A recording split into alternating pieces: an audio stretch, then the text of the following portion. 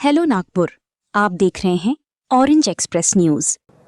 बघा असं आहे की पश्चिम बंगाल ही निवडणूक आम्ही हिंदुत्वावर लढलो आणि ज्या प्रकारे मोठ्या प्रमाणात बांगलादेशी घुसपैठी पश्चिम बंगालमध्ये घुसून त्या लोकांचा हक्काचं जमिनी असणार, त्या हक्काच्या योजना असतील, त्या हक्काचे निधी असणार, ते जे कुठेतरी गडप करत होते त्याच्या विरोधात हा निर्णय। ज्या प्रकारात मागच्या 10 वर्षात ममता बॅनर्जींनी मोठ्या प्रमाणात भ्रष्टाचार केले, ज्या प्रकारे तिथे हिंदूंवरती अन्याय केले, ज्या प्रकारे तिथे भारतीय जनता पार्टीच्या कार्यकर्त्यांची कत्तल झाली, त्याच्या विरोधात हा निर्णय। आणि पश्चिम बंगालच्या जनतेने हा एक मोठी चपराक ममता बॅनर्जीला या माध्यमातून दिलेली आहे। दक्षिणेतला मार्ग खुला झालेला का भाजपचा आता इथून पुढे दक्षिणेत वर्चस्व आहे?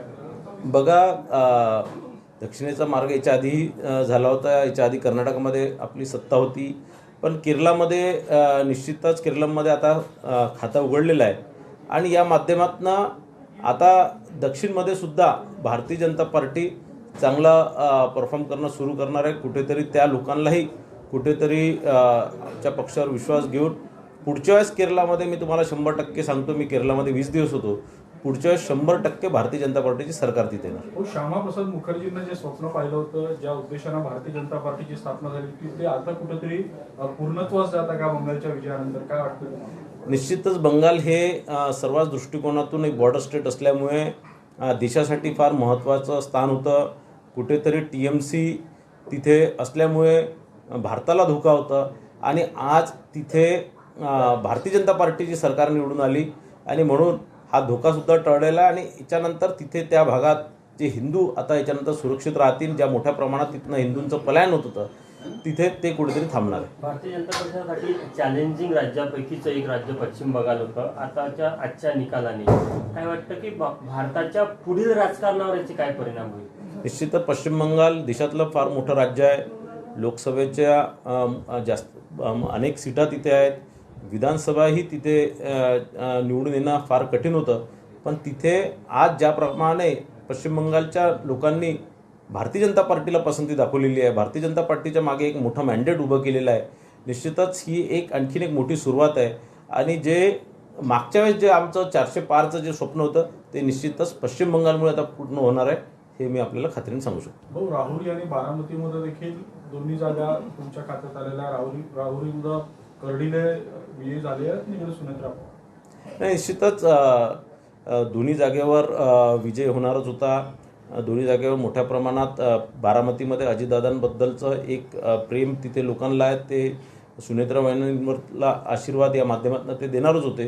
राहुरीलाही त्याच प्रकारे कर्डिलेंवरतीही प्रेम तिथे होतं, एक श्रद्धांजली म्हणून दोन्ही जागेवर लोकांनी मतदान केलं आणि बहुमताने दोन्ही निवडून आले।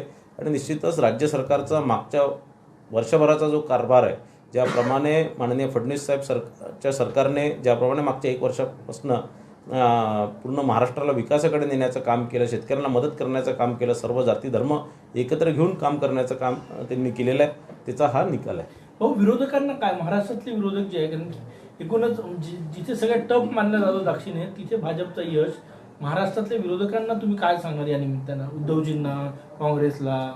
नाही, आता असं आहे की मला असं वाटतं की 1-1.5 तासानंतर परत काही ना काही नवीन गाणं त्यांचं सुरू होणार, किंवा ते EVM असणार किंवा मतदाराच्या संदर्भात असणार की इलेक्शन कमिशनच्या संदर्भात असणार।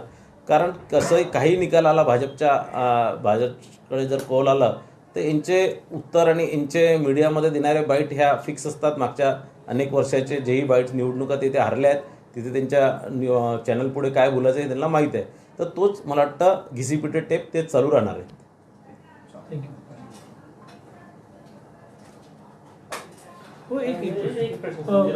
बच्चू कडू असं म्हटले की एकनाथ शिंदे यांना मुख्यमंत्री करायचं आहे आता, तुम्ही कसं वाटतं? मित्रपक्षात आले तुमच्या ते आता?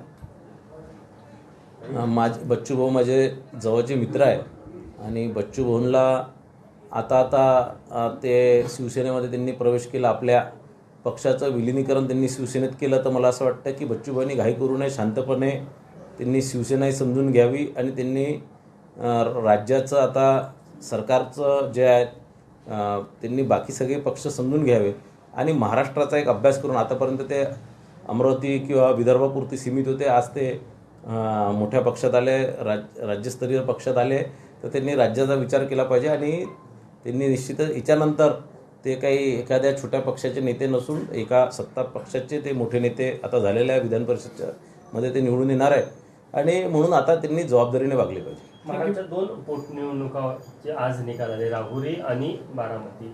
1 लाखापेक्षा मताधिक्याने सुनेत्राताई आघाडीवर आहे, तिकडे कर्डिले देखील आघाडीवर आहे, त्याबद्दल नाही, निश्चितच हे दोघेही पोटनिवडणुका या त्या भागातील आमदार म्हणजे अजितदादा असतील किंवा कर्डिले साहेब असतील यांच्या निंदानंतर या निवडणुका झाल्या आहेत आणि निश्चितच या दोघांबद्दल लोकांची एक सहानुभूती होती आणि एक राज्याचा मागच्या 1 वर्षाचा जो कारभार माननीय फडणवीस साहेबांच्या नेतृत्वात चालू आहे तर निश्चितच लोक समाधानी आहे. याचं कुठेतरी महाराष्ट्रामध्ये मागच्या 1 वर्षापासून जो विकास झाला, जे बाकी सगळ्या योजना आल्या आहेत, जे सर्व जाती धर्म सोबत घेऊन जे फडणवीस साहेब काम करतात आहे त्याचंच एक पावती म्हणूनही लोकांनी यामध्ये मतदान केलेलं आहे. ओके. कसा भाऊ तुमचा दौरा?